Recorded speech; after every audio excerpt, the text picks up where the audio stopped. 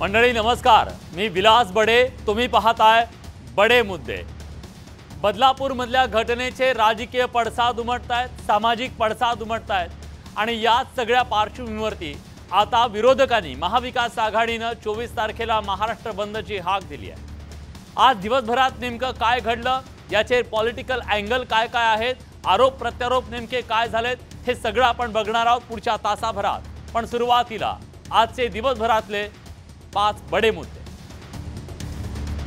तर बडे मुद्देमध्ये आज विरोधकांनी शनिवारी पुकारलेला बंद राजकारण आहे का? बदलापूर मधल्या घटनेचं राजकारण केलं जातंय का? सत्ताधारी आणि विरोधकांमध्ये आज जोरदार झुंपलेली दिसते. बदलापूर प्रकरणी मुंबई उच्च न्यायालयाने राज्य सरकारवर कठोर ताशेरे ओढले. लोक रस्त्यावरती आल्यावरच तुम्ही एसआयटी स्थापन केली. हायकोर्टाने आज सरकारला खडेबोल सुनावले. शरद पवार यांना Z+ संरक्षण पुरवण्याच्या निर्णयावर निलेश राणेंनी आज टीका केली, तर नारायण राणेंना सुद्धा सुरक्षा देण्याची गरज नाही असा पलटवार संजय राऊतांनी केला आणि तो मुद्दा सुद्धा आजच. बदलापूर प्रकरणाच्या पार्श्वभूमीवर एक आरोपीला 2 महिन्यात फाशी दिल्याचा मुख्यमंत्री एकनाथ शिंदेंनी दावा केला, तर विरोधी पक्षांनी मात्र आज सवाल उपस्थित केला. मुख्यमंत्र्यांनी त्याला प्रतिआव्हान दिलं. एका ठिकाणी घटनेचा निषेध सर्वत्र होत असताना काल मुख्यमंत्री कुठे होते? तुम्ही तुमच्या हाताला बांधलेल्या राखीच्या बंधनाला तरी जागा. 2 महिन्यापूर्वी एक अशीच घटना घडली माझ्या बहिणीबरोबर आणि त्या आरोपीला 2 महिन्या केस मध्ये लागले आणि त्याला फाशीची सजा झाली. कोणत्या कारागृहात त्या संबंधित आरोपीला मुख्यमंत्र्यांनी फाशी दिली याचा तपशील जाहीर करणं गरजेचं आहे. राजकारण करायला खूप जागा आहे, त्याच्यामध्ये खूप इश्यूज आहेत, ते राजकारण केलं पाहिजे. त्याच्यात राजकारण आणणं हे जर का या घटनाबाजी मुख्यमंत्र्यांना वाटत असेल तर ते सुद्धा विकृत आहेत. या छोट्या बच्चूची दुर्दैवी जी घटना घडली त्याचं राजकारण करणं खरं म्हणजे यांनी केलंय त्याला लाज वाटली पाहिजे. ज्यांना या दुष्कृत्या मागे आणि त्याचा निषेध करण्यामध्ये राजकारण आहे असं वाटतंय ते सगळे विकृत आहेत किंवा ते सगळे जण या नराधमांचे पाठी राखतील. त्यांना बदनाम करायचं होतं सरकारला. सरकार कोणाचं आहे? नराधमांचं सरकार आहे का? राजकारण करायचं असेल तर मग आम्ही राजकारण करू. कालचं जे आंदोलन होतं हे पॉलिटिकल मोटिवेटेड होतं असं माझं म्हणणं आहे. सहनशीलतेचा जेव्हा अंत होतो तेव्हा जनभावनेचा उद्रेक होतो. परवापासून जे काही घडतंय हा जनतेचा उद्वेग आहे आणि त्या उद्वेगाला वाचा फोडण्यासाठी हा 24 ऑगस्टचा बंद आपण करतो. अल्पवयीन मुलींवरच्या अत्याचाराच्या घटनेच्या नंतर विरोधकांनी रान पेटवायला सुरुवात केली आहे. आधी काँग्रेसचे प्रदेशाध्यक्ष नाना पटोले आणि आता उद्धव ठाकरे यांनी बंदची हाक दिली. महाराष्ट्र बंदची हाक दिल्याच्या नंतर सत्ताधाऱ्यांनी मात्र विरोधकांवर बंदच्या आडून राजकारण करत असल्याचा आरोप केला. मवियाच्या लोकांनी बदलापूरवरून बंदची हाक दिली, पण बंगालच्या घटनेसाठी बंद का पुकारला नाही असा सवाल विखे पाटलांनी विचारला. तर तुम्ही सूचना करा, पण महाराष्ट्रातलं जनजीवन विस्कळीत करण्याची काय गरज आहे असा सवाल अशोक चव्हाणांनी विचारला. विरोधक मात्र आपल्या भूमिकेवर ठाम आहेत. बंद त्यांनी पुकारलेला आहे, त्यातून प्रश्न निर्माण होतोय. आक्रोश सरकारपर्यंत पोहोचवायला कळायला म्हणून महाराष्ट्र बंद योग्य आहे का? अत्याचाराच्या घटनेच्या आडून नेत्यांकडून आता पॉलिटिकल स्कोर सेट केला जातोय का? राजकीय उणीधुणी काढून मुद्दा भरकटवला जातोय का? त्यामुळे घेऊन आलोय आजचा सगळ्यात मोठा मुद्दा. विरोधकांकडून महाराष्ट्र बंदच्या आडून राजकारण होतंय का? आणि या संदर्भातला स्पेशल रिपोर्ट आपण बघूया. हा प्रश्न का विचारावा लागला? हे असंवेदनशील सरकार आहे आणि जर त्यांना असं वाटत असेल याच्यात राजकारण आहे तर असं बोलणारे सुद्धा विकृत आहेत. हा शब्द मी पुन्हा पुन्हा सांगतो. ज्यांनी आंदोलन केलं त्यांच्यावरतीच गुन्हे दाखल करणं हे असं बघितल्यानंतर मग आग लागो तुझ्या कारभाराला असंच म्हणायची वेळ येते. ह्या ज्या घटनेमध्ये मुलीची आई ती गर्भवती आहे, तिला सुद्धा 10-10, 12-12 तास नुसतं खोडून ठेवलं. काय सरकार कोणाचं आहे? नराधमांचं सरकार आहे का? बदलापूर लैंगिक अत्याचार प्रकरणावरून आता राजकीय वादाला तोंड फुटलंय, कारण महाविकास आघाडीच्या नेत्यांनी आक्रमक पवित्रा घेतलाय. बदलापूर प्रकरणाचा निषेध करण्यासाठी आता विरोधकांनी बंदची हाक दिली आहे. येत्या 24 ऑगस्टला राज्यात महाविकास आघाडीने बंद पुकारलाय. उद्धव ठाकरेंनी जनतेला बंदमध्ये सहभागी होण्याचं आवाहन केलं. तो हा बंद परत एकदा सांगतो कोणत्याही राजकीय पक्षाचा नसून हा माझ्या बहिणीचा माता भगिनीच्या रक्षणासाठी आपण किती जागरूक आहोत हे दाखवण्यासाठी हा बंद आहे. शिशु वर्गातील 2 मुलींवर लैंगिक अत्याचाराची घटना उघडकीस आल्यानंतर बदलापुरातल्या जनतेत संतापाचा आगोग उसळला.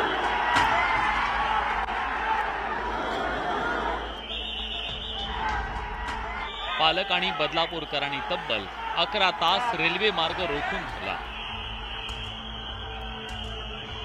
पण सत्ताधाऱ्यांनी त्या जन आक्रोशाला राजकारणाची उपमा दिली आहे.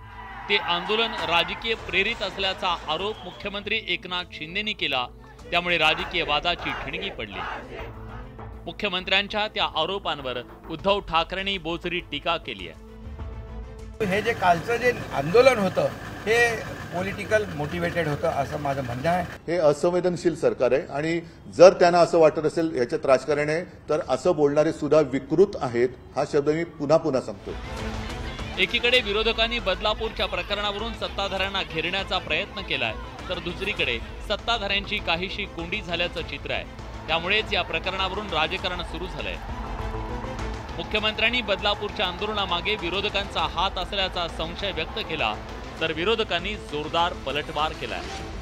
या सगळ्या गाड्या भरून तिथे येऊन आंदोलन करते सगळं त्याच्यामध्ये सीसी फुटेजमध्ये आहे. बरं क्षणभर असेल काय चुकलं त्यांचं म्हणजे निषेध पण करायचं नाही. जर ते उतरले नसते तर गुन्हा दाखल झाला असता का? काल सुद्धा आमच्या सुषमाताई जाऊन बसल्याच ना. त्या बसल्यानंतर तो तिथला दुसरा नालायक वामन म्हात्रे त्याच्यावरती गुन्हा दाखल झाला नाही तर तो सुटलाच होता. खरं तर बदलापूर लैंगिक अत्याचार प्रकरण शाळा प्रशासन पोलीस यंत्रणेनं दडपण्याचा प्रयत्न केला. पीडित मुलींवर वैद्यकीय उपचार करायला नकार दिला गेला. पोलिसांनी तक्रार दाखल करून घ्यायला टाळाटाळ केली.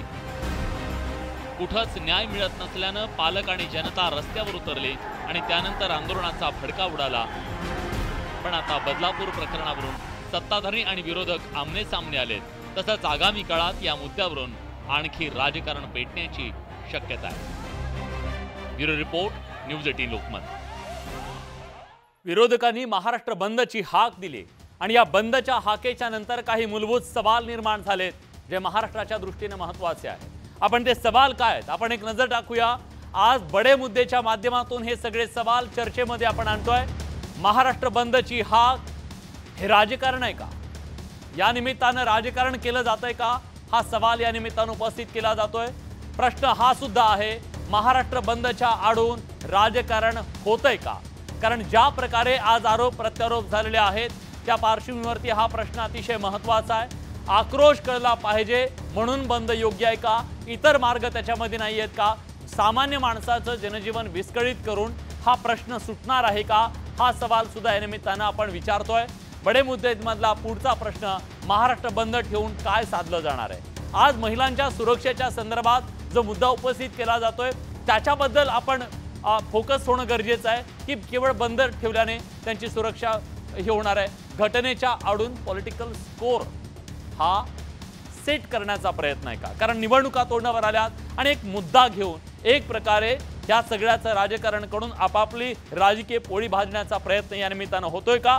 या सगळ्याबद्दलची चर्चा आपण करणार आहोत आणि या चर्चेसाठी आपल्यासोबत मान्यवर पाहुणे असणार आहेत. या चर्चेत आपल्यासोबत बडे मुद्दे चर्चेत सहभागी होण्यासाठी शिवसेनेचे नेते किरण पावसकर, भाजपचे मुख्य प्रवक्ते केशव उपाध्ये, काँग्रेसचे प्रवक्ते सचिन सावंत आणि वकील गुणरत्न सदावर्ते आज या चर्चेत सहभागी होणार आहेत. त्यामुळे या चर्चेच्या माध्यमातून आपण मूळ प्रश्नाला आज हात घालण्याचा प्रयत्न करणार आहोत.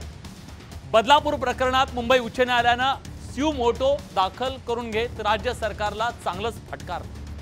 परखड अशा शब्दात ताशेरे ओढले तर विरोधकांनी या मुद्द्यावरून राज्य सरकारच्या कारभारावरती तोफ टाकली.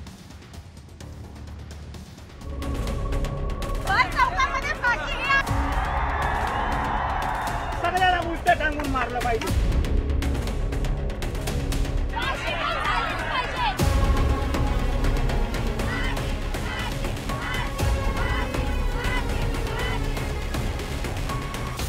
बदलापूरमधील घटनेनंतर सामान्य नागरिक रस्त्यावर उतरले.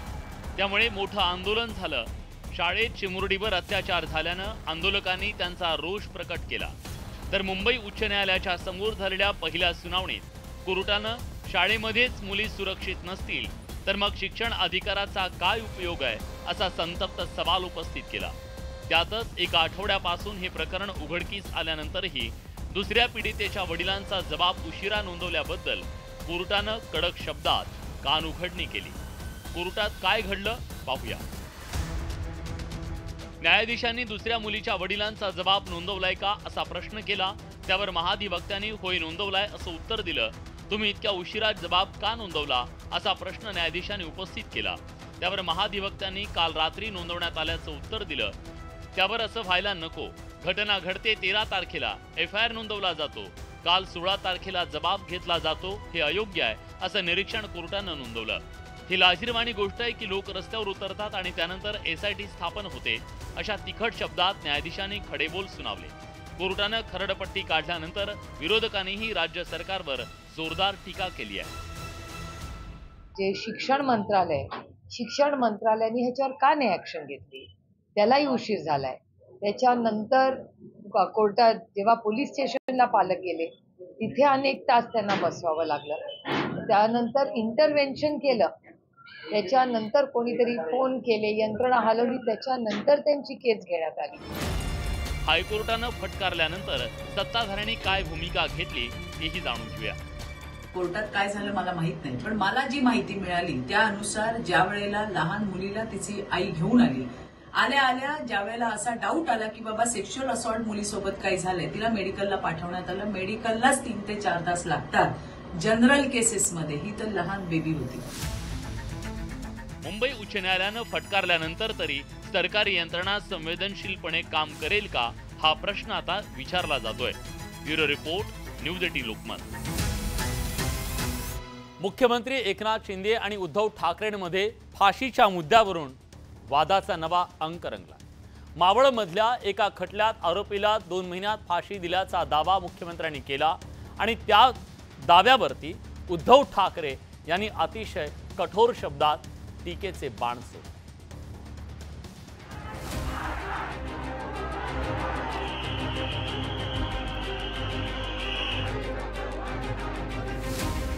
बदलापुरातील 2 शाळकरी मुलींवर झालेल्या लैंगिक अत्याचाराच्या घटनेनंतर राज्यातलं राजकारण ढवळून निघालंय। विरोधकांनी सरकारला खिंडीत गाठण्याचा प्रयत्न केलाय, त्याला सत्ताधाऱ्यांकडून जोरदार प्रत्युत्तर देण्याचा प्रयत्न केला जातोय। अशाच एका लैंगिक अत्याचाराच्या घटनेचा उल्लेख मुख्यमंत्री एकनाथ शिंदेंनी एका कार्यक्रमात केला। 3-4 महिन्यापूर्वी एक अशीच घटना घडली माझ्या बहिणीबरोबर आणि त्याला फास्ट ट्रॅक केसवर आम्ही चालवलं, स्पेशल वकील दिले, एव्हिडन्स दिले, पोलिसांनी सगळं जे मेहनत केली आणि त्या आरोपीला 2 महिन्या केसमध्ये लागले आणि त्याला फाशीची सजा झाली। मुख्यमंत्र्यांच्या या दाव्यानंतर राजकीय वादाची ठिणगी पडली। विरोधी पक्षनेते विजय वडेट्टीवारांनी मुख्यमंत्र्यांच्या त्या दाव्याचा व्हिडिओ ट्विट करत कोणत्या आरोपीला 2 महिन्यात फाशी दिली असा सवाल केला। अत्यंत धांदार, दिशाभूल करणारा, फेक नेरेटिव्ह असा विषय पसरवणारा विषय मुख्यमंत्र्यांनी महाराष्ट्रात कुठल्याही बलात्कार्यावर 2 महिन्यात फाशीची सजा झाली असं एकही उदाहरण नाही। इतरही कुठल्या खून करणाऱ्यावर सुद्धा 2 महिन्यात झाली। वडेट्टीवारांनी हा मुद्दा उचलून धरल्यानंतर उद्धव ठाकरेंनी त्यात उडी घेतली आणि मुख्यमंत्र्यांना टार्गेट केलं। ती जी फाशीची शिक्षा त्यांनी म्हटलं फाशी दिलं गेलं तर त्याच्याबद्दल एक SIT नेमा आणि कोणाला फाशी दिलं आणि कोणती प्रसंग घटना होती त्याची माहिती काढा, त्याच्यासाठी एक वेगळी SIT नेमा। खरं तर मुख्यमंत्र्यांनी उल्लेख केलेलं ते प्रकरण 2 वर्षांपूर्वीचं आहे।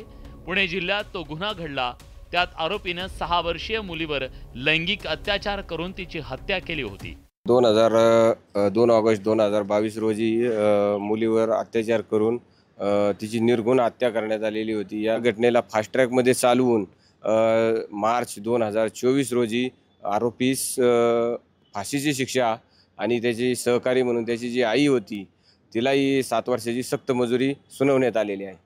2 वर्षानंतर आरोपीला कोर्टानं फाशीची शिक्षा ठोठावल्याचं पीडितेच्या कुटुंबानं सांगितलं। तेजस दळवी याला फाशीची सजा झाली, त्या कोर्टाचे ऑर्डर जजमेंट माझ्याकडे आहे. मुख्यमंत्री साहेब, तुम्ही आमच्या बरोबर खोटं बोलत आला, जनतेबरोबर तरी खोटं बोलू नका.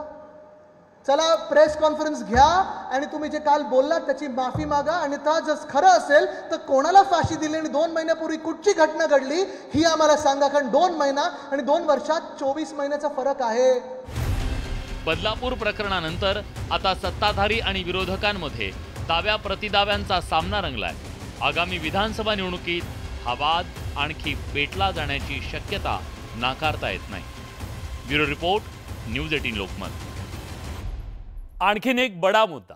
राष्ट्रवादी काँग्रेसचे अध्यक्ष शरद पवार यांना Z+ सुरक्षा पुरवण्याचे आदेश केंद्रीय गृह मंत्रालयानं केंद्रीय राखीव पोलीस दलाला दिले. त्यावरून भाजपचे नेते निलेश राणेंनी ट्विट करत त्यावर टीका केली.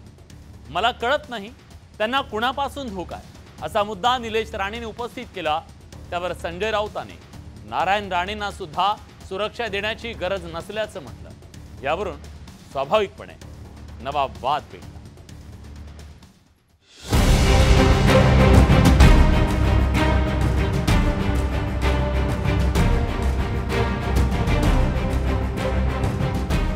माजी केंद्रीय मंत्री शरद पवार यांना मजबूत सुरक्षा कवच देण्याची शिफारस केंद्रीय एजन्सींनी केली. त्यानुसार शरद पवार यांच्या भोवती सुरक्षेचं कडं अधिक मजबूत केलं जाणार असून त्यांच्या सुरक्षेत 55 सशस्त्र CRPF जवानांची टीम नियुक्त केली जाणार आहे.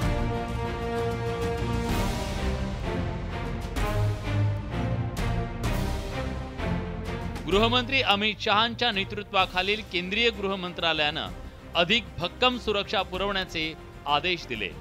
तर दुसरीकडे भाजपच्या नेत्यांनी सुरक्षेच्या अनुषंगानं ट्विट करत शरद पवार यांच्यावर टीका केली आहे. शरद पवारांना Z+ सिक्युरिटी मिळाली आहे. 55 CRPF त्यांना संरक्षण देणार आहेत. मला कळत नाही त्यांना कोण मारणार आणि कोणापासून त्यांना धोका आहे. बातमी वाचली आणि वाटलं 50 वर्ष फक्त देशात आणि राज्यात कळ काढत बसलं तरी कुणालाही Z+ संरक्षण मिळतं की काय. निलेश राणेंच्या ट्विटचा आमदार रोहित पवार आणि खासदार संजय राऊतांनी जोरदार समाचार घेतला. त्याच्या बापाला पण केंद्राची सुरक्षा आहे ना, त्याचे पिताश्री आहेत ते काढून घ्या ना. त्यांनी कुठली कळ काढली बरं काय. अशा लोकांना गृहमंत्री आवरू शकत नसते. आता तुम्ही प्रधानमंत्र्याला भेटू सुद्धा शकत नाही, त्यामुळे उगाच आपल्या उंचीप्रमाणे बोलावं. आणि केंद्राने ही सिक्युरिटी दिलेली आहे. प्रश्न विचारायचा असेल आणि हिंमत आणि धमक असेल आणि अपॉइंटमेंट जर तुम्हाला मिळत असेल तर जावा पंतप्रधानांना विचारावं की पवार साहेबांना का तिथं सपोर्ट दिला, नाही तर सिक्युरिटी दिली. आणि पवार साहेबांना सिक्युरिटीची तशी जरूरत नसते, केंद्राला वाटलं म्हणून दिली, कारण पवार साहेबांवर सामान्य लोक आहेत. संजय राऊतांनी तोफ डागल्यानंतर आमदार नितेश राणे मैदानात उतरले. नारायण राणेंना सुरक्षा का हवी आहे हे नितेश राणेंनी सांगितलं. बाळासाहेबांचा संरक्षण करता करता किती लोकांना अंगावर घेतलं, किती अंडरवर्ल्ड वाल्यांना अंगावर घेतलं ना, हे संजय राजाराम राऊतनी जुन्या शिवसैनिकांना विचारावं. राज्यात सत्ताधारी आणि विरोधक यांच्यात दररोज राजकीय संघर्षाचा भडका उडत असतो. मात्र आता नेत्यांच्या सुरक्षेच्या संवेदनशील मुद्द्यावरूनही राजकारण होताना दिसतंय. Bureau report, news 18 Lokmat.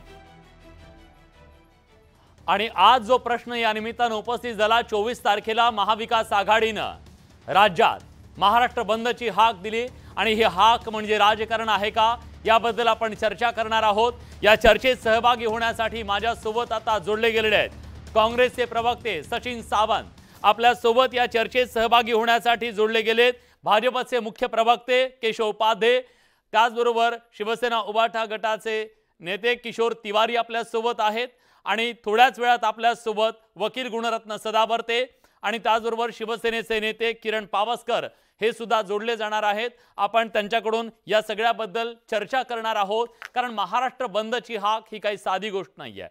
म्हणूनच मला सचिन सावंत यांना विचारायचं आहे, सचिनजी, खरं तर जो रोष आहे, जो आक्रोश आहे तो महाराष्ट्र पाहतोय, पण त्याच्यासाठी महाराष्ट्र बंद हा शेवटचा पर्याय होता का आणि तो तुम्ही कशासाठी निवडला? नाही, हे पहिली गोष्ट लक्षात घ्या की तुम्हीच म्हणताय की रोष आणि आक्रोश हा समोर दिसतोय आणि मग त्याला लोकांच्या समोर आणण्यासाठी हे महाराष्ट्र बंदचं साधन हे योग्य नाही असं कसं म्हणता येईल? कारण पहिली गोष्ट असं आहे की ह्या प्रकरणाला वाचा फोडण्यासाठी जनता स्वतः रस्त्यावर आली होती. 11 तास जर ते आंदोलन झालं नसतं त्या बदलापूरच्या रेल्वे स्थानकाच्या जवळ, तर इतकी म्हणजे ज्या पद्धतीची कारवाई करण्यात आली ती झाली असती का? कारण 13 तारखेला हे प्रकरण घडलं, 16 तारखेला FIR होतो, 15 तारखेला मुख्यमंत्र्याचा कार्यक्रम म्हणून तो टाळला जातो. नंतर काल म्हणजे आज ज्या पद्धतीनं हायकोर्टानं सांगितलंय, ज्या पद्धतीने ताशेरे ओढले, ज्या पद्धतीनं सरकारचे वाभाडे काढले, त्यामध्ये मूलतः एक प्रश्न आला होता की काल रात्री 12 वाजल्यानंतर एका मुलीच्या वडिलांचा जबाब घेतला गेलेला आहे. आणि ज्या पद्धतीचे ह्या आपण जे जे काही झालेल्या गोष्टी पाहतोय, तर निश्चितपणे दिसतंय की सरकारनं पूर्णपणे अतिशय बेफिकीर पद्धतीने हे प्रकरण हाताळले. तुमच्याच माध्यमातून आता तुम्ही त्या पोलीस अधिकाऱ्यांवर कारवाई केली. मग का केली कारवाई? कारण तिथे चुकीचं झालंय म्हणूनच कारवाई केली ना. आणि ह्या प्रकरणामध्ये भारतीय जनता पक्षाशी संबंधित तिथे शाळा आहे, ती संघाचे लोक तिथे मध्ये आहेत म्हणून ते प्रकरण अशा पद्धतीने हाताळलं गेलं का, हा प्रश्न लोक विचारतायत ना. आणि अशाच पद्धतीनं आज ज्या जे प्रकार झाला तो इतका भयंकर होता की संपूर्ण महाराष्ट्रभर ही दहशत निर्माण झालेली आहे. लोकांना आपल्या मुलांना शाळेत पाठवावं की नाही अशा तऱ्हेचं वातावरण आहे. आणि त्यानंतर तुम्हाला हे सगळं घडल्यानंतर तुम्हाला सरकार जागृत होतं आणि मग नंतर नियमावली जाहीर करतं, ज्या पद्धतीनं आता कारवाई करतोय असं दाखवण्याचा प्रयत्न होतोय. मुख्यमंत्री स्वतः खोटं बोलतात, असत्य बोलतात, लोकांची दिशाभूल करतात. तर मी हा रोष व्यक्त कसा करायचा आम्ही? ठीक आहे मी येतो. महाराष्ट्र बंदचं हे साधन योग्य आहे. संपूर्ण जनतेचा आक्रोश हा मोठ्या प्रमाणात आहे. सरकारचे बहिरे कान उघडले पाहिजेत. आणि माझा एकच प्रश्न आहे, प्लीज जर हे साधन योग्य नाही असं जर विरोधक म्हणत असतील किंवा भारतीय जनता पक्ष म्हणत असतील, तर मग ज्या वेळेला युपीएचं सरकार होतं 3-3 वेळा भारत बंद का केला यांनी? मी विचारतो. केशव उपाध्येजी, आज ते म्हणतायत की जनतेचा आक्रोश आहे आणि तो आक्रोश बंदच्या माध्यमातून आम्ही दाखवतोय, व्यक्त करतोय. तो चूक कसा? मग त्याला राजकारण कसं म्हणता येणार? मराठीत एक म्हण आहे, मृताच्या टाळूवरचं लोणी खाणं. याचं यथार्थ वर्णन किंवा हे सपखलपणे बसतं त्या महाविकास आघाडीने जो बंद केलाय त्याला राजकारणच करायचंय, हा त्याचा अर्थ आहे. सगळ्यात पहिली गोष्ट, अत्यंत दुर्दैवी घटना आहे बदलापूरची. त्या घटनेबद्दल सर्वांना तितकंच दुःख, वेदना, संताप सगळ्या गोष्टी आहेत, त्याबद्दल दुमतचं कारण नाही. पण या घटनेचं निमित्त करत मी सहज, मला आज तारीख आहे 23 ऑगस्ट आहे, मला सहज आता बसल्या आठवलं 2004 मला सावंतांचं त्यावेळेचं म्हणजे काँग्रेसचं त्यावेळेचं आठवत आहे. तुम्हाला कदाचित तुम्हाला आठवत असेल सुशांत ह्याच्यामध्ये 2004ला शक्ती मिल कंपाऊंड 22 ऑगस्टला घडलं होतं. त्यावेळी सुद्धा ज्यावेळी एका फोटोग्राफर मुलीवरती शक्ती मिलमध्ये काही जणांनी बलात्कार केला होता आणि अत्याचार केले होते, त्याच्यानंतरचं काँग्रेस आणि राष्ट्रवादी नेत्यांचं त्यावेळची विधानं मला आजही आठवत आहेत. गृहमंत्री R पाटलांची विधानं आजही मला आठवत आहेत. पण मला त्यात जायचं नाहीये, कारण मला तुमच्या राजवटीत किती बलात्कार, आमच्या राजवटीत किती बलात्कार, यात मला जायचं नाहीये. फार कशाला, रस्त्यावरचे गुन्हेगार सोडून द्या. लांडे नामक एका आमदारावरती ज्या बलात्काराचा आरोप झाला होता तर त्याला काढण्याचे कष्ट सुद्धा सत्ताधारी पक्षातल्या, त्यावेळच्या सत्ताधारी काँग्रेस राष्ट्रवादीच्या पक्षातल्या लोकांनी केलं नव्हतं. हा यांचा ढोंगी दुटप्पीपणा आहे. अनेक, मी जर यादी करायला बसलो महाविकास आघाडी सरकारच्या काळामध्ये, डोंबिवली, बदलापूर तुम्ही बोलताय ना, मी डोंबिवलीचं उदाहरण देतो. बलात्कार झाला होता, सामूहिक बलात्कार झाला होता. काय केलं होतं त्यावेळी त्या सगळ्याच्यामध्ये? त्यातर मुख्यमंत्री घरात बसणारे होते आणि गृहमंत्री खंडणी गोळा करणारे होते महाविकास आघाडीचे. पण या सगळ्या कार्यकाळामध्ये अशा पद्धतीचं, आणि या उलट घटना घडली, दुर्दैवी घटना आहे. ताबडतोब देवेंद्र फडणवीस यांनी ताबडतोब SIT नेमली, ताबडतोब सरकारी वकील नेमला, ताबडतोब त्या सगळ्या घटनांमध्ये चौकशीचे आदेश दिले, संबंधितांवरती कारवाई केली गेली, आरोपी अटकेत झाला. याच्या उलट आत्ताच काही दिवसापूर्वी पश्चिम बंगालमध्ये घटना घडली आहे. महाविकास आघाडीच्या किती लोकांनी, काँग्रेसवाल्यांनी निषेध केला हो? काहीच निषेध नाही त्या ठिकाणी केला. का? तर ममता दिदी सरकार जवळकीचं सरकार आहे, तिथं नाही बोलायचं. मात्र तिथं काही ऍक्शन घडली नाही, पण तिथे मात्र एक शब्द, 1 मिनिट माझं पूर्ण होऊ द्या. मात्र इथे तातडीने सगळी जी पावलं उचलली गेली ती पावलं उचलली. मात्र महाराष्ट्रामध्ये महाविकास आघाडीला अराजक निर्माण करायचंय हा शुद्ध हेतू दिसतोय. मग ते आजचं आंदोलन असेल, बाकी सगळे आंदोलन असतील, या ह्याच्यातनं महाराष्ट्रामध्ये एक अराजक निर्माण करण्याचा जाणीवपूर्वक प्रयत्न महाविकास गंभीर आरोप तुम्ही केलाय आणि त्यातूनही अशा प्रकारची पावलं उचलतील, जनता स्वीकारणार नाही. तुम्ही गंभीर आरोप केलाय. मला किशोर तिवारींकडे जायचंय. बोलतोय मी आरोप, अगदी बरोबर. त्याची लिस्ट त्या आरोपासाठी मी लिस्ट द्यायला आता तयार आहे. ठीक आहे सचिनजी, मी येतो, पण तुमचे मित्रपक्ष आता या चर्चेमध्ये सहभागी होऊ इच्छित आहेत. माझ्यासोबत स्टुडिओमध्ये गुणरत्न सदावर ते आता जोडले गेलेले आहेत. मी त्यांचंही स्वागत करतो आणि किरण पावसकर सुद्धा आहेत. पण त्याच्या आधी मी किशोर तिवारींकडे जातोय. किशोरजी, आरोप थेट आहे. या मुद्द्याच्या आडून तुम्हाला महाराष्ट्रात निवडणुकांच्या तोंडावर अराजक निर्माण करायचंय असा आरोप तुमच्यावर केला गेलाय. तुम्हाला तो मान्य आहे का? नाही, गंभीरता जी आहे आणि मेसेज जो जायला पाहिजे त्याच्यासाठी जर बंगालच्या मुद्द्यावर महाराष्ट्र बंद होऊ शकते, तर महाराष्ट्रात जी घटना झाली त्याची गंभीरता बघताना महाराष्ट्र बंदचा हाक देणे हे मला योग्य वाटते. परंतु एक मी सांगतो की सचिन सावंतांनी स्पष्ट केलं की तुम्ही तिथे केलकर साहेब आहेत आमचे किंवा त्या संगीता पांडे होत्या, यांना वाचवण्यासाठी त्या पोलीस इन्स्पेक्टरला वारंवार, महिला इन्स्पेक्टरला वारंवार फोन आले. तिने 13 तास लोकांना बसून ठेवलं आणि आज हायकोर्टनी जबाब दिला. मी केशवला विचारतो की तुम्ही तिथे जी गव्हर्निंग काउन्सिल आहे, उदय केळकर म्हणा किंवा तुमचा तो आपटे म्हणा किंवा पाटकर म्हणा, यांना तुम्ही अटक केली? तुम्ही हे बघा केशवजी, तुम्ही यांना कसलंही समर्थन करू नका. ज्या मागण्या तुम्ही बंगालमध्ये रेटून धरल्या आहे त्याच मागण्या इथे रेटा. आणि मी सांगतो तुम्हाला मागण्या काय आहे की गृहमंत्र्यांनी राजीनामा द्यावा, आणि शिक्षण मंत्र्यांनी राजीनामा द्यावा, मॅनेजमेंट कमिटीवर हायकोर्टाच्या आदेशाप्रमाणे रात्रीच अटक व्हावी. आणि तुम्हाला माहित नाही, तुमच्या विरुद्ध जो आक्रोश आहे ना नाकर्तेपणामुळे, आज तुम्ही कोल्हापूरला गेले, त्या कार्यक्रमात काय झालं?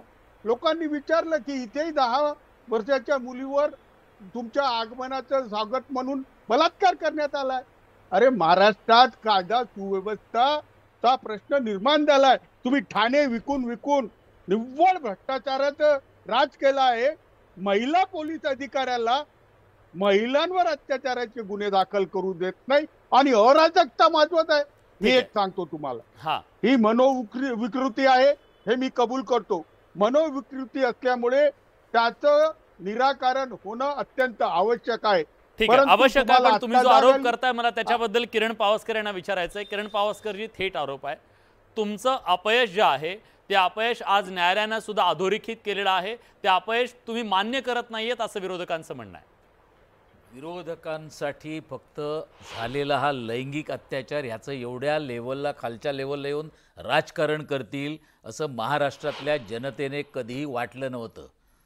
हे दुर्दैवी आहे. झालेला प्रकार काय दुर्दैवी आहे? नाही, हा प्रकार एवढा दुर्दैवी आहे की झालेला प्रकार दुर्दैवी असल्यानंतरही त्याच्यावर आपण जे राजकारण करताय हे दुर्दैवी आहे. असे असंख्य प्रकार झालेले आहेत. ऐकून घ्या जरा, 1 मिनिट. आपण बोलत होता, आम्ही ऐकत होतो, आता जरा ऐकून घ्या, सवय करून घ्या थोडी ऐकण्याची. किरण भाऊ, परिस्थिती अशी आहे की लैंगिक अत्याचाराचं समर्थन कोणी करणार नाही. लैंगिक अत्याचाराचं समर्थन कोणी करणार नाही. किशोरजी, तुमचं ऐकलं बरोबर, तुमचं ऐकलं. मी येतो ना तुमच्याकडे, मी येतो. त्यांचं म्हणणं तरी ऐका ना, त्यांची बाजू येऊ द्या, मग प्रतिवाद करा त्याला. त्यांची बाजू येऊ. केशव किंवा हे निवडणुकीची भाषा बोलत आहे, एवढ्या गंभीर मुद्द्यावर राजकारण करत आहे. अरे काय माणूस आहे तिथे? एका माणसाला पहिलं ऐकून घ्या, लावा काहीतरी जरा कानाला व्यवस्थित ऐकून घ्या. बडबड करण्यापेक्षा मी काय सांगतोय ते ऐकून घ्या. लैंगिक अत्याचार झाले त्याचं समर्थन कोण करणार नाही, पण त्याच्याच बरोबर एक शब्द जे वापरले जात आहेत तुमच्याकडनं, विकृती, मुख्यमंत्र्यांच्या बाबत विकृती बोलली जाते, कोण दुसरं राजकारण. निवडणुकांसाठी पुष्कळ मुद्दे पडलेत. एवढी वर्ष तुम्हाला जनतेने बघितलंय काय काम तुम्ही करताय ते, आणि काय काम करून लोकांना काय काय दिलं हे पण लोक चांगले जाणतायत. तुमच्या डोळ्यात सर्वांच्या एकच फक्त फुटलंय, ते म्हणजे महाराष्ट्रातल्या जनतेने मुख्यमंत्री माझी बहीण लाडकी योजना सगळ्यांना तुमचा निकाल हा राजकारणाचा निकाल विधानसभेचा लागलेला आहे. हे तुमच्या समोर चित्र स्पष्ट झालंय. त्यानंतर झालेल्या या प्रकारामध्ये राजकारणाला आपण सुरुवात केली आहे. ज्या कुटुंबाला त्रास झालाय, ज्या मुलीला त्रास झालाय, त्यांचा तरी थोडा विचार करा. काय 13 बोर्ड तास छापून ते आणताय बसले, त्या त्यांना दिवशी? तक्रार म्हणजे नाहीये. लोक नुसते जर आणि आम्ही आंदोलन आंदोलन करायला केलं. निघाले आणि लोकांचा आंदोलनाच्या अपमान करता जाग्यावर बदलापूरच्या. 4 तासामध्ये 3 बदलापूरच्या तासामध्ये फ्लेक्स मध्यमवर्गीय येतात. चाकरमान्या कुठची यंत्रणा लोकांचा होती अशी? अपमान ठीक आहे. करता काय तुम्ही. यंत्रणा राबवत होता तुम्ही? अपमान करता काय सांगताय त्यांचा. तुम्ही? त्यांना स्वतः पहिले त्यांच्यावर जाणून घ्या खटले भरले. याच्याविषयी आणि नंतर किशोर, याच्यावर बोला. ठीक आहे किरणजी, मला या चर्चेमध्ये गुणरत्न सदावर्ते यांना आणायचं आहे. सदावर्तेजी, आज महाराष्ट्रामध्ये जी घटना घडली आहे त्याच्याबद्दल प्रत्येकाची संवेदना आहे, निश्चितपणे आहे. पण हे सगळं होत असताना महाराष्ट्र बंद सारखा निर्णय घेणं हे कितपत योग्य आहे? हे महाराष्ट्राच्या हिताचं आहे का? अतिशय योग्य आहे बाबा. मला आपल्या माध्यमातून हिंदू राष्ट्रातील, महाराष्ट्रातील तमाम भावांच्या वतीनं, बहिणींच्या वतीनं आणि माझ्या वतीनं एक गोष्ट अत्यंत गांभीर्यानं सगळ्यांनीच घ्यायला पाहिजे. आणि ती म्हणजे कोणत्याही चिमुकली ताईवर, कोणत्याही भगिनीवर, कोणत्याही बाळावर, कोणत्याही महिलेवर अशा प्रकारचे अत्याचार होणं, ह्या गोष्टीचं कोणीही समर्थन करू नये आणि त्याच्यावर कोणीही राजकारण करू नये, हे सगळ्यात अगोदर मी तुम्हाला डंके की चोट पे सांगत आहे. आणि जर कोणी आमच्या चिमुकलीवर अन्याय झाला, अत्याचार झाला म्हणून जर कोणी त्याच्यावर राजकारण करून त्याच्यावर आपलं लोणी, आपलं साय काढायचा जर प्रयत्न केला तर 2 गोष्टी आता सगळ्यांनी ऐकून घ्या तुम्ही राजकारणीयांनो. माननीय सर्वोच्च न्यायालयाचं आज मी सुनावणी ऐकत होतो, प्रत्यक्ष व्हर्च्युअली माननीय मुख्य न्यायमूर्ती जस्टिस चंद्रचूड यांच्या पीठाची. त्यावेळेस असं कोणतं ॲफिडेविट होतं जे कपिल सिब्बलांनी तिथे दिलं आणि त्याच्यामध्ये काय सांगितलं होतं? मग तिथं लोकशाही नाही का? मग तिथं तुम्हाला घोषणा दिलेली चालत नाही. पण महाराष्ट्रामध्ये 2 गोष्टी प्रामुख्यानं मला कायदेशीरदृष्ट्या तुम्हाला सांगायच्या आहेत. त्या एक की SIT नेमण्यात आली, 2 माननीय उच्च न्यायालयाने जे काही गोष्टी चर्चा झाली कोर्टामध्ये ती गोष्टी पाहता आता हे प्रकरण न्यायप्रविष्ट आहे. हे प्रकरण न्यायप्रविष्ट आहे आणि न्यायप्रविष्ट प्रकरण असताना कोणी सुद्धा इन्व्हेस्टिगेशनला प्रभावित करणं, कोणी किती मोठा असेल तर जुन्या कलमानुसार 34 प्रमाणे तो आरोपी ठरतो. तुम्हाला सगळं करण्याचा अधिकार आहे लोकशाहीमध्ये. परंतु ज्या प्रकरणात SIT करून आज तारखेला आरोपी अटक झालेला आहे, तुम्ही काय मागणी करायला पाहिजे? अरे न्यायालयामध्ये प्रकरण आहे, काँग्रेसकडे काय वकील नाहीत का? वनवा झालं का काँग्रेसकडे? या ना कोर्टामध्ये मांडा ना, सायंटिफिक टेस्ट मागा. ती मागण्याऐवजी तुम्ही ज्या भगिनींना काय सरकारने मोबदला दिलाय, काहीतरी सरकारने म्हणजे आपल्या ताई म्हणून त्यांना काहीतरी भेटवस्तू हे केलेली आहे, त्यांचे बोर्ड घेऊन तुम्ही कुणाच्या जखमीवर मीठ टाकताय. अरे ती चिमुकली आहे, जिला काही मिळतंय तीही चिमुकली आहे, बहिणीच आहेत, त्या लेकीच आहेत, त्या पोटचे गोळेच आहेत. आता विसर पडला का तुम्हाला? आणि पण तुमचा आक्षेप आहे कपिल सिब्बल सुप्रीम कोर्टात उभे राहतात बंगालची बाजू घेऊन, याला आक्षेप आहे तुमचा? कशाला आक्षेप आहे तुमचा? माझा मुद्दा असा आहे, सावंत किंवा कोणी असतील काँग्रेसचे, थोडी सत्सद विवेक बुद्धी जागृत ठेवा. ज्या उज्ज्वल निकमांना विरोध करण्यात आला ते उज्ज्वल निकम भारतीय जनता पक्ष किंवा शिवसेनेच्या सत्तेच्या अगोदरच्या काळामध्ये कुणी विशेष सरकारी वकील म्हणून नेमले होते, याचं भान ठेवा. आणि वकिलांना, डॉक्टरांना, पत्रकारांना पक्षांसोबत, जातींसोबत हे करू नका. एक पिरियड असतो, त्या पिरियड पुरते ते तुम्हाला सहकार्य करत असतील किंवा तुम्ही त्यांना ओढावून घेत असाल, परंतु त्यानंतरचे ते आपल्या पूर्ण कार्यप्रणालीवर काम करतात. आणि महत्त्वाचा प्रश्न आणि त्याचं उत्तर आहे का, नाहकपणे बंद करणे हे अत्यंत गैरकायदेशीर आहे. बंगालच्याच निर्णयामध्ये माननीय सर्वोच्च न्यायालयाने सांगितलेलं आहे. आणि आज तिवारीजी ऑन एअर तुम्ही म्हणत आहात की तुम्ही समर्थन करत आहात, नाही मला काय बोलतात, कंटेम्प्ट करत आहात माननीय सर्वोच्च न्यायालयाचा. तुम्हाला माहित असताना बंद हे बेकायदेशीर आहे. सचिन सावंत तुम्ही ठीक आहे, मी सचिन सावंत यांच्याकडे जातो. सचिन सावंतजी, त्यांचं म्हणणं आहे की हा कंटेम्प्ट ऑफ कोर्ट आहे. मला यायचं आहे, मला बोलायचं. प्लीज एक काय म्हणजे मला काय कळत नाही. गुणरत्न सदावर्ते यांचे गुण ऐकून घ्या, यांचे गुण किती उधळतात ते आम्हाला माहिती आहे. आरडाओरडा केल्याने मुद्दा पटतो असं नाहीये. आतापर्यंत अनेकदा त्याने ऐकून घ्या. गुणरत्न ऐका ऐका ऐका ऐका ऐका ऐका ऐका ऐका मला नाही मला तुमचा पहिली गोष्ट मला वाटतं व्यक्तिगत व्यक्तिगत उत्तर द्यायला नाही, व्यक्तिगत नाहीये ही, व्यक्तिगत नाहीये ही व्यक्तिगत नाहीये. हे ज्या पद्धतीनं आरडाओरडा करून बोललं जातंय आणि काहीतरी कंटेम्प्ट ऑफ कोर्ट वगैरे होतो अशा पद्धतीचं म्हटलं जात आहे, हे मला असं वाटतं की या संदर्भामध्ये तुमच्या ज्ञानाच्या वरती मला कदाचित मी त्याच्यावर तुलना करणार नाही माझी, परंतु हे हास्यास्पद आहे. प्रश्न असा आहे की लोकशाहीमध्ये प्रत्येक गोष्टीला विरोधी पक्षांना असेल किंवा त्याचबरोबर जनतेला आंदोलन करण्याचा अधिकार आहे, तो वेगवेगळ्या पद्धतीने करण्याचा अधिकार आहे. आणि असं जर नसतं तर ह्यांचे जे काही आता ते संघाशी स्वतःचं साधर्म्य सांगतात किंवा भारतीय जनता पक्षाशी देखील त्यांचा काही संबंध असेल, आमचं काही घेणं देणं नाही, परंतु भारतीय जनता पक्षानं 2004 ते 2014च्या कालावधीमध्ये 3 वेळा भारत बंद केलेला आहे. मग त्यावेळेला मात्र ते बेकायदेशीर नव्हतं अशा पद्धतीत तुमचं म्हणणं असेल तर मला असं वाटतं हे खुळेपणाचं आहे. दुसरी गोष्ट अशी की न्यायप्रविष्ट कुठलंही प्रकरण जरी असलं तरी माझा आंदोलनाचा अधिकार हा न्यायालय काढत नाही. सगळ्यात महत्त्वाचं म्हणजे ज्या पद्धतीनं हे प्रकरण हाताळलं गेलं. ऐका ना, ऐका, ठीक आहे. नाही त्यांच्या तुम्हाला बंद करता येईल, तुम्हाला करता येत होता, आम्हाला करता येणार नाही. असू द्या, आम्ही हात घातलेली आहे जनतेने स्वतःहून बंद करावं. ऐकून घ्या, आम्ही त्या ठिकाणी आवाहन केलेलं आहे. गुणरत्न सत्तावरती ऐका जरा, आम्ही जनतेला आवाहन केलेलं आहे. ऐकून घ्या, बोला सचिनजी तुम्ही बोला. आम्ही जनतेला आवाहन केलंय की महाराष्ट्र बंद करावा. ऐकून घ्या, आम्ही जनतेला आवाहन केलेलं आहे महाराष्ट्र बंद करावा. इथे आम्ही काही दमदाटी केलेली नाही कोणाला किंवा त्या ठिकाणी जबरदस्ती केलेली नाही की तुम्ही बंदच करा म्हणून. या आताच एसी आणि एसटीच्या आंदोलनाच्या संदर्भात देखील भारत बंदची हाक दिली गेली होती. त्यामुळे त्याच्यावरती कोणावरती कारवाई झालेली आहे असं तऱ्हेचं काही चित्र नाहीये. त्यामुळे काहीतरी लोकांची दिशाभूल करू नये. प्रश्न असा आहे, आम्ही त्या ठिकाणी आमची भावना लोकांना कळवली आहे, लोक काय करतील ते त्यांचा लोकांचा प्रश्न आहे. दुसरीकडे एकंदरच या प्रकरणामध्ये ज्या पद्धतीने 4 वर्षाच्या चिमुरड्यांवरती बलात्कार होतो, ती भारतीय जनता पक्षाची संबंधित शाळा आहे ही लपलेलं नाही.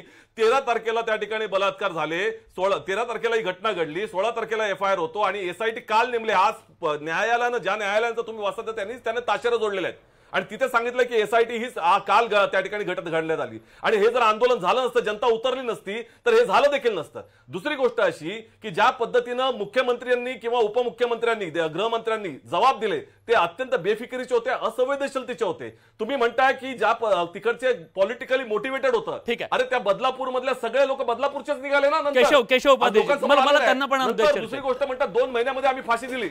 2 महिन्यामध्ये फाशी कुठली दिली? खोटं बोलतात. आता अशा पद्धतीने एकाच बाजूला एकाच किती देणार तुम्ही मध्ये उगाठाचे बोलतात. आता सचिनजी बोला, विलास हे काय चाललंय सर? तुम्ही सलग बोला, मी थांबवतो आता, कोणाला बोलू देणार नाही. मुळात असं आहे की एक मी सलग नाही मध्ये एकदम मी अतिशय मुद्देसूद बोलतो. मुळामध्ये असं आहे की घटना दुर्दैवीच आहे, ते समर्थन केलं नाही. ती शाळा संस्था कुणाची असो त्याच्याबद्दल काही देणं घेणं नाही. अतिशय म्हणून तर मी मुद्दाम उदाहरण दिलं की त्या शाळेतही कारवाई झाली. उलट एका आमदारावरती ज्यावेळी आरोप होतो त्या आमदाराचं समर्थन केलं गेलं तर काँग्रेस राष्ट्रवादीच्या काळामध्ये नावासहित मी सांगितलं. नंबर 1. नंबर 2, आता 2004 कदाचित कुणाला आठवणार नाही, 2001 आता अंधेरीतलं जे महाविकास आघाडी सरकार होतं त्यावेळी एका महिलेवरती बलात्कार झाला होता. त्यावेळी उद्धव ठाकरेंनी राज्यपालासोबत काय कशा पद्धतीची भाषा वापरली होती जरा आठवा. किती असंवेदनशीलपणाची भाषा त्यावेळी उद्धव ठाकरेंची होती. सचिन सावंतांचा काँग्रेस पक्ष त्यामध्ये सहभागी होता. त्यावेळी कुठेही सचिन सावंत किंवा काँग्रेस पक्षाने तोंड उघडलेलं नव्हतं. हे सगळ्यात दुःखी आहे. आणि अजून उदाहरण द्यायची मला, मी सुरुवातीला म्हणालो की उदाहरण द्यायची असतील तर 1 नाही 10 उदाहरण देतो महाविकास आघाडी. त्याच्यामुळे त्याचा असंवेदनशीलपणा, उद्धव ठाकरेंचा असंवेदनशीलपणा मी सांगण्याचा प्रयत्न करतोय. मध्ये बोलू नका, मी तू बोलत नव्हतो मध्ये. किती महाविकास आघाडी किती असंवेदनशील होती त्याची मी 25 उदाहरण देतो. पण मला तुमच्या काळात जास्त अत्याचार आमच्या काळात झाले याच्यात जायचं नाही. प्रश्न असा आहे, आंदोलन करण्याचा अधिकार तुमचा नक्की आहे, त्याबद्दल आक्षेपाचं कारण नाही. पण या आंदोलनाच्या निमित्ताने या महाराष्ट्रामध्ये शरद पवार असं म्हणाले होते, महाराष्ट्राचा मणिपूर करण्याचा प्रयत्न केला जातोय आणि नेमकं त्याच्यानंतर 15 दिवसापूर्वीच विधान आहे मणिपूर होऊ शकतो का? आणि त्याच्यानंतर 15 दिवसात एकामागे ज्या घटना घडतायत, आज ज्यावेळी परीक्षा रद्द झाल्याचं संपलं त्याच्यानंतर सुद्धा ठराविक काही जणांनी आज आंदोलन चालू ठेवण्याचा निर्णय करण्याचा घेतला. ज्या अनेक घटना मी सांगू शकतो ज्या पद्धतीने सुरू आहे. नाशिकमध्ये ज्या पद्धतीने दगडफेक करण्याचा प्रयत्न केला गेला एका विशिष्ट लोकांकडून, या सगळ्या घटना एकूण महाराष्ट्रामध्ये 2 महिन्यानंतर ज्या विधानसभा निवडणुका आहेत त्या जिंकायसाठी एक सोपं सुटसुटीत महाराष्ट्र अराजक माजवावं या पद्धतीचं महाविकास आघाडी करतंय. महाराष्ट्राचं नुकसान ही महाविकास आघाडी, त्यात काँग्रेस, उद्धव मुद्दे मांडले ठाकरे त्याच्यातून आणि शरद पवार आणखी गट तिघही त्यात आहेत. हे महाराष्ट्राचं नुकसान करतात, याचं भान लक्षात ठेवलं पाहिजे. ठीक आहे, भाषेमध्ये उलट्या बोंबा म्हणतात. ठीक आहे, मी सचिनजी येतो, पण मला किरण पावसकर यांना या चर्चेत घ्यायचं आहे. पावसकरजी, तुम्ही कामगार नेते आहात. जेव्हा एखादा बंद होतो तेव्हा हातावर ज्यांचं पोट असतं त्या सगळ्यांचे वानवा होते, कारण त्या माणसांना रोज कमावलं तर रोज खायला मिळतं. मागच्या बंदमध्ये महाराष्ट्रामध्ये एकट्या ट्रक चालकांचं 2000 कोटींचं नुकसान झालं. ही आकडेवारी एकूण नुकसान किती माहीत नाही. इतकं मोठं नुकसान सोसून आपण काय साधणार आहोत ह्याचा पण विचार व्हायला हवा ना. सुप्रीम कोर्टची एक डिसिजन जी आलेली आहे, शिवसेना प्रमुख बाळासाहेब ठाकरे यांनी ज्यावेळी महाराष्ट्र बंद केला आणि त्यांना पण त्यावेळी फाईन लागला, त्यानंतर महाराष्ट्र बंद करण्याची ही प्रथा परंपरा बंद केली गेली. आज ज्या पद्धतीने केलं जातंय, मुद्दा एवढाच आहे, लैंगिक अत्याचार झालाय त्यासाठी तुम्ही मुद्दाम त्यांना हे करताय की खरोखर ज्या योजनेमुळे मुख्यमंत्री माझी बहीण लाडकी योजना जी आणली आहे तिची लोकप्रियता झाली, ते थांबवण्यासाठी लोकांना काहीतरी वेगळं भासवलं जातं आहे. आज सकाळीच बघितलं आहे याच आघाडीच्या प्रवक्त्यांकडनं की त्यांनी काय म्हणाले ते की ज्या ठिकाणी घडले तिकडे मुख्यमंत्र्यांचे चिरंजीव जे खासदार आहेत त्यांचाच हा विभाग आहे, त्यांचा मतदारसंघ लागतो का? काय तुम्ही लोकांसमोर जाऊन सांगताय? मुख्यमंत्र्यांना वेगवेगळ्या शब्दाने बोललं जाते. मुख्यमंत्र्यांनी जे आरोपी आहे त्याला कोण पाठीशी घालण्याचा प्रयत्न करत आहे का? सुमोटो कारवाई आता कोर्टाने केली आहे, समिती नेमली गेली आहे. या सगळ्या गोष्टी तुम्ही बघताय. स्वतः राजकारणात तुम्ही सगळे पक्ष तुम्ही पुढे येऊन लोकांना काहीतरी चांगलं सांगायचा प्रयत्न करताय. अशा वेळी पण एका छोट्या लहान मुलीवर अत्याचार झाल्यानंतर त्याच्यासाठी वेगवेगळ्या लोकांना वेगवेगळ्या पद्धतीने तुम्ही काय भासवू इच्छित आहे? तुमचा एक दृष्टिकोन वेगळा आहे की 2 महिन्यामध्ये आता निवडणुका आल्या त्याच्यात आम्हाला काहीतरी साध्य करायचं आहे, यांची लोकप्रियता कशी कमी करायची आहे हे तुमच्या डोळ्यासमोर आहे. त्याच्यासाठी तुम्ही या लहान मुलींचा अत्याचार झालाय तिचा वापर का करताय? ठीक आहे किरणजी, खूप थेट सवाल तुम्ही विचारलेला आहे. मला दोघांकडे जायचं. सुरुवातीला किशोरजींकडे जातो, नंतर येतो सचिनजी तुमच्याकडे. किशोरजी, निवडणुकीच्या तोंडावर तुम्ही राजकीय भांडवल करता, या सगळ्या प्रकरणाचं अत्याचाराच्या घटनेसारख्या घटनांचं सुद्धा तुम्ही भांडवल करताय असा आरोप होतोय. हे बघा, भाजपचं जे आंदोलन सुरू आहे भारतभर आणि ज्या प्रकारे ते विषय ताणून धरत आहे, तर तसा आम्ही ताणून धरलेला नाही. या शाळांमध्ये CCTV नसणे, महिला तुम्ही तिथे महिला कर्मचारी नसणे, किंवा मला सांगायचं आहे की एकदा कालचा त्यांचा GR बघा, त्यांनी म्हटलं आहे की सगळ्या शाळेच्या मॅनेजमेंटचंही बघितलं जाईल आणि महिलांचं अनेक ठिकाणी विशाखा समिती नाही आहे. आणि आमच्याकडे अशाही तक्रारी आहे की मॅनेजमेंटचे चेअरमन आणि सेक्रेटरी लोक जे असतात ते पण मग ह्या मागण्या कुठे आहेत? ह्या ज्या प्रमुख मागण्या पाहिजे बंदच्या संदर्भातल्या, त्याच्याबद्दलचं तुम्ही काय दिलेलं आहे का? छापील काही आहे का? आणि मला मुद्दा हा पण विचारायचा आहे, जनतेच्या खांद्यावर बंदूक ठेवून तुम्ही बंद पुकारताय का? त्याच्याबद्दल मला उत्तर घ्यायचं. सचिनजी एक मिनिट मला बोलू द्या ना, थोडं बोलू द्या. मी येतो तुमच्याकडे. तुम्ही अरे 4 लोक पूर्ण करा आणि 4 लोक आम्हाला प्रश्न विचारता. मी एक बोलतो. बोला. मी सचिनजींकडे जातो. विलास असं आहे की याचं गांभीर्य समाजात जावं आणि शासनात जावं याच्यासाठी विरोधकांनी बंद पुकारलाय. त्यामध्ये कोणत्याही संपत्तीची हानी होऊ नये आणि ज्यांना हे भाजपचे जे लोक किंवा किरणकडून मला अपेक्षा नव्हती, जे लोक लैंगिक शोषणाचं व बलात्काराचं समर्थन करतात ते लोक बंदचा विरोध करतील, मला चालेल. परंतु किरण, तुम्ही जे बोलत आहात ना ते मुद्देसूद नाहीये. तुम्ही मॅनेजमेंटवर काय नाही बंद केला हो? दिशा सॅलियनच्या वेळी का नाही बंद केला? ती महिला नव्हती, तिला न्याय देण्यासाठी उतरला नाही आपण? किरण, मला बोलू द्या. का नाही उतरला? दिशा, अरे बोलतो ना, दिशा सालियांचे आई वडील म्हणतात की तिने आत्महत्या केली. अरे वा, आणि तुमचे ते सुंदर शोध लावला, आत्महत्या केली आणि तुमची CBI त्याच्यासाठी किशोरी पेडणेकर त्यांना भेटायला जातात. महाविकास आघाडी सरकार होतं, याची मी 25 उदाहरणाची यादी पाठवत आहे. करा चौकशी. विलास मी आता यादी पाठवायला तयार आहे. मला म्हणून मी म्हणलं की महाविकास आघाडी सरकारचं मोठं उदाहरण होतं, पण त्याशिवाय मी मोठी उदाहरणं देईन, लिस्ट देईन मोठी. मी आता बसल्यापासून उदाहरणं दिली, अनेक उदाहरणं. हे महाविकास आघाडी सरकारच्या असंवेदनशीलतेचं लक्षण होतं. आम्ही या पद्धतीने केलं. मला सचिनजींना विचारायचं आहे. सचिनजी, तुमच्यावर आरोप आहे, तुम्ही हे सगळं इलेक्शनच्या तोंडावर मतांसाठी करताय, इलेक्शनसाठी करताय. जर महाविकास आघाडीचा बंद आहे तर मग महाविकास आघाडीनं पोस्टर काढून सांगावं हा बंद आमचा, उद्याची जबाबदारी आमची असेल. जनतेचं आहे, जनतेच्या नावावर त्यांच्या खांद्यावर बंदूक ठेवली जाते असा आरोप आहे. नाही, जनतेचा आधार काय? पहिली गोष्ट, बंद करण्यासाठी एखाद्या वेळेला आवाहन केलंय आम्ही, तर त्याची जबाबदारी आम्ही स्वीकारतो ना. प्रश्न असा आहे की आवाहन केलेलं आहे, कोणावर जबरदस्ती करून त्या ठिकाणी दमदाटी करून बंद करण्याची आमची त्या ठिकाणी मानसिकता नाहीये. जी जनतेला हे जे झालेलं आहे ते अयोग्य वाटेल ते निश्चितपणे स्वतःहून त्या ठिकाणी त्या बंदच्या आव्हानाला प्रतिसाद देतील. प्रश्न असा आहे की 4 वर्षाच्या मुलांवरती बलात्कार होतो, पोलीस प्रशासन ढिम्म राहतं, तुम्हाला त्याच्यावरती कारवाई करावी लागते हे लक्षात घ्या. SIT तुम्हाला नेमावी लागली, ते सुमोटो सरकार कोर्टाला त्या ठिकाणी त्याची सुनावणी घ्यावी लागते, दखल घ्यावी लागते. यातच सरकारचं अपयश आलेलं आहे आणि तुम्ही प्रत्येक गोष्टीवरती फेल झालेला आहात. गेल्या 2.5 वर्षामध्ये राज्याची कायदा सुव्यवस्था पूर्णपणे त्या ठिकाणी उद्ध्वस्त झालेली आहे. आणि मग सरकारला ज्या पद्धतीने काम करायची जबाबदारी दिली तशी विरोधकांना त्याचा विरोध करण्याची किंवा त्याच्यावरती अंकुश ठेवण्याची जबाबदारी विरोध जनतेने दिलेली आहे. ठीक आहे, आम्ही जनतेने जी जबाबदारी दिली ती विरोधक पाळत आहोत. सरकार तुमची जबाबदारी तुम्हाला पाळता येत नाही, तुमचा त्या ठिकाणी नालायकपणा समोर आलेला आहे. मला शेवटची कमेंट घ्यायची आहे, वेळ संपलाय माझा, न्याय देता येत नाही, माझा वेळ संपलाय. राजकारण करतो सचिनजी, वेळ संपलाय. केशवजी, एकच गोष्ट, जर नाही एकच गोष्ट, हा प्लीज असं जर राजकारण जर तुम्ही आमच्यावर आरोप करत असाल तर कायम करत राहू, कारण जनहिताचं राजकारण आहे.